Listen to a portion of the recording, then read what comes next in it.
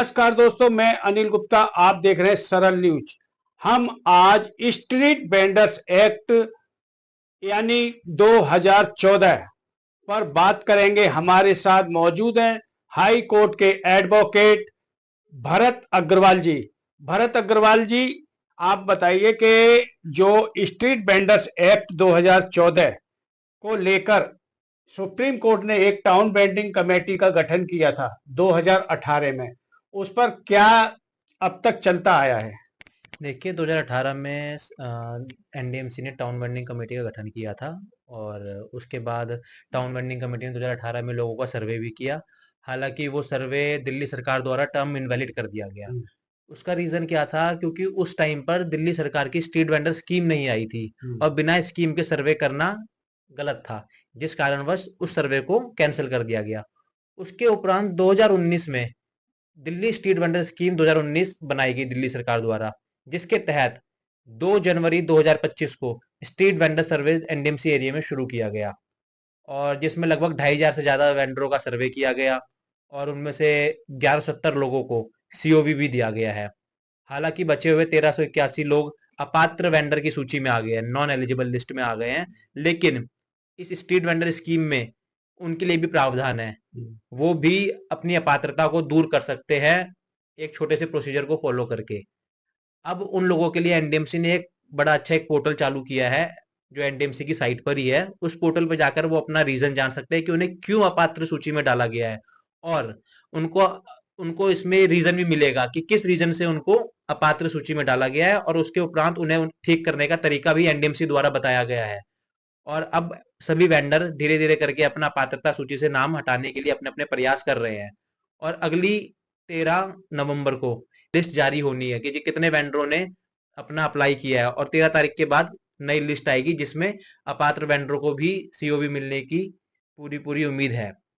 जिसमें एनडीएमसी ने बताया कि कई लोगों की छोटी छोटी मिस्टेकों की वजह से अपात्रता सूची में उनका नाम आ गया। जैसे कईयों के चालान मिसमैच हो गए हैं, कई लोगों का आधार कार्ड में नाम कुछ और है और चालान में कुछ माइनर मिस्टेक्स हैं। उस वजह से कई लोगों का दिल्ली से बाहर का आधार कार्ड था, जिस कारणवश उन लोगों का नाम अपात्रता सूची में आ गया है। परंतु अब उनको भी ठीक करने का मौका मिलेगा और वो जल्द ही अपना ठीक करवाकर उन्हें भी सीओवी मिल सकती है। लेकिन काफी लोगों को परेशानी का सामना करना पड़ रहा है। जैसे लोगों का लिस्ट में नाम ना आना और काफी लोग घबराए घबराए हुए हैं। वहीं डिपार्टमेंट ने जो पोर्टल खोला है 1 महीने के लिए, उसमें कितनी परेशानियों का सामना करना पड़ रहा है। स्ट्रीट वेंडर इस टाइम इस तरीके से घबराए हुए हैं। स्ट्रीट वेंडर्सों का ये भी कहना है कि हम लोग बहुत पुराने लोग बैठे हैं और नए नए लोगों का नाम इस स्ट्रीट वेंडर्स में सर्वे में आया है, वहीं हमारा नाम नहीं आया है। देखिए ऐसा कुछ भी नहीं है। दरअसल एनडीएमसी जो है वो स्ट्रीट वेंडर स्कीम 2019 के तहत काम कर रही है। उस स्कीम में लोगों को सीओवी इशू करने का एक क्राइटेरिया दिया हुआ है। वो क्राइटेरिया क्या है कि व्यक्ति 14 साल से ज्यादा उम्र का होना चाहिए, दिल्ली का वासी होना चाहिए और उसके पास स्ट्रीट वेंडिंग करने के प्रूफ होने चाहिए। अब जिसके पास भी ये प्रूफ है उसे एनडीएमसी सीओवी दे रही है। हालांकि कुछ लोग पुराने हैं, उनका कुछ मिस्टेक रहेगी, जैसा कि मैंने आपको अभी हाल ही में बताया है कि कईयों का दिल्ली से बाहर का आधार कार्ड था, कईयों के क्या हालत चालान में नाम मिसमैच हो रखे थे, तो वो अपनी त्रुटि ठीक कर लेंगे तो उन लोगों को भी मिल जाएगा। सभी लोग इसके लिए वैलिड है, सभी लोगों को मिलेगा सीओवी अगर उनके कागज ठीक है। तो वो स्कीम में क्राइटेरिया को अगर फॉलो कर पा रहे हैं तो उनको मिलेगा ही मिलेगा। इसके लिए कोई गुंजाइश नहीं किसी को ना मिले, क्योंकि ये स्कीम में ना इशू करने की ऐसी कोई बात लिखी ही नहीं है, सबको ही सीओवी मिलेगा। वहीं डिपार्टमेंट में ये भी कहा जा रहा है जो लोग स्ट्रीट वेंडर्स वेंडिंग करते आए हैं और कुछ लोगों का देहांत भी हो गया है, वहीं उनके परिवार को लेकर किसी ने अपने बेटे के नाम से सर्वे कराया है, किसी ने अपनी वाइफ के नाम से सर्वे कराया है, और उन लोगों को भी काफी परेशानी का सामना करना पड़ रहा है। वो लोगों का कैसे समाधान होगा?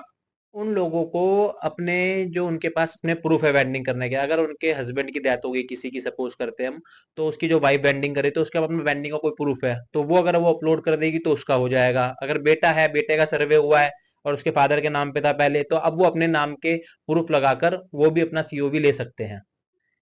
ये जो सर्वे 2 जनवरी 2025 से शुरू होकर और ये करीब 31 जुलाई। 31 जुलाई तक चला था। वहीं इस सर्वे में टाउन वेंडिंग कमेटी के मेंबर भी मौजूद थे और वहीं डिपार्टमेंट के लोग भी मौजूद थे, कंपनी भी मौजूद थी। कई लोगों का ये भी कहने को आया कि हम लोग यहाँ पर सर्वे कर रहे हैं, वेंडिंग करते आए हैं, लेकिन हमारा नाम नहीं आया है। वहाँ लोगों का बड़ा अचरज का बीच का मामला फंस गया है। डिपार्टमेंट में कुछ लोग बैठे हैं, सुनवाई कर रहे हैं या नहीं कर रहे हैं, इनका समाधान डिपार्टमेंट कैसे करेगा, किस तरीके से। क्या ऐसा भी है कि कुछ लोगों का ये भी कहना है को मिल रहा है कि डिपार्टमेंट में कुछ लोग हैं, कुछ लेन देन का मामला चल रहा है कि जो लोग रह गए उनका भी नाम आएगा ले। नहीं, नहीं, ऐसा कुछ भी नहीं है। इस पूरे मामले पे जो माननीय चेयरमैन साहब हैं एनडीएमसी के, वो व डायरेक्टर एनफोर्समेंट नॉर्थ और साउथ सभी नज़र लगाए बैठे हैं। वो कहीं पे भी किसी प्रकार की कोई धांधलेबाजी नहीं होने दे रहे हैं। और ये पूरा प्रोसेस ऑनलाइन प्रोसेस है, डिजिटल प्रोसेस है। इसमें किसी का कोई रोल नहीं है। आप कहीं भी अपना जो भी डॉक्यूमेंट अपलोड करना है, कहीं पर ही पोर्टल खोल के अपने मोबाइल से भी, इनफैक्ट आप एंड्रॉइड हो, आईओएस हो, आप अपने मोबाइल से भी अपना डॉक्यूमेंट अपलोड कर सकते हैं। इसमें धांधलेबाजी होने की कोई गुंजाइश नहीं है। और चेयरमैन के सख्त आदेश है, अगर कोई इस तरह की गड़बड़ करते हुए पाया जाता है तो उस पर सतर्कता जांच शुरू की जाएगी। वहीं कुछ मार्केट में ऐसे लोग भी हैं जो दलाली के नाम पर मशहूर हैं और पिछले बार भी दलाली हुई थी, इस टाइम भी वो दलाली की कोशिश कर रहे हैं। कुछ लोगों का टाउन वेंडिंग कमेटी के मेंबरों का भी नाम आ रहा है कि वो लोग अपने पास बुला बुलाकर और कुछ लोगों को बैठाल कर गुमराह कर कर अवैध वसूली के लेकर और उन लोगों को गुमराह कर रहे हैं। और उनकी शिकायत डिपार्टमेंट तक अभी तक पहुंची नहीं है। अगर ऐसा होता है, क्या वो लोग इस मुहिम में कामयाब होंगे? नहीं, नहीं, इस प्रकार की कोई गतिविधि मेरी नज़र में तो हो नहीं रही है। और ना ही एनडीएमसी इस तरह की कोई गतिविधि को होने देगी। एनडीएमसी का विजिलेंस डिपार्टमेंट है, एनफोर्समेंट डिपार्टमेंट है, वो पूरी तरह से अपना कार्य कर रहा है। और किसी को भी किसी प्रकार की समस्या है तो सीधा एनफोर्समेंट डिपार्टमेंट जाके अपनी जानकारी प्राप्त कर सकता है। वहां पे भी स्टाफ जानकारी दे रहे हैं। और लगातार स्टाफ रेगुलरली ऑफिस ऑर्डर भी पास हो रहे हैं। अभी हाल ही में एनडीएमसी का एक एसओपी भी आया है जिसमें सारी डायरेक्शंस दी हुई हैं, किस तरह से अपने फॉर्म को ठीक करना है, ये भी दिया हुआ है। तो इस तरह की धांधले होने की कोई गुंजाइश नहीं है। और ना ही कोई टीवीसी मेंबर इस तरह की कोई कार्रवाई कर रहा है। वो सिर्फ अगर किसी को हेल्प चाहिए तो वो डिपार्टमेंट का ही नोटिस है कि टीवीसी मेंबर और एनडीएमसी स्टाफ मिलकर सभी वेंडर्स की हेल्प करेंगे। तो वो सिर्फ हेल्प कर रहे हैं लोगों की, ऐसा कोई कोई उगाही नहीं हो रही, कोई कलेक्शन नहीं हो रही। और अगर कोई ऐसी कर भी रहा है तो लोगों के लिए मेरा सीधा संदेश है, कोई किसी को 1 रुपया ना दे।